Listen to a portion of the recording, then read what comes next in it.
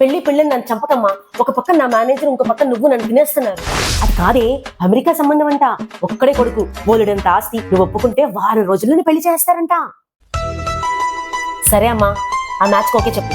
ఇంకా జాబ్ మానేసి life జింగాలాలా జింగాలాలా. Phone చేసి టార్చర్ చేసేస్తుంది, చెప్తాను ఇప్పుడు. హలో, ఏంటి మీటింగా? నేను అటెండ్ అవ్వను. ప్రెజెంటేషనా? నేను ఇవ్వను. ఏం చేస్తారు? జాబ్ నుంచి పీకేస్తారా? అయ్యో మైనస్.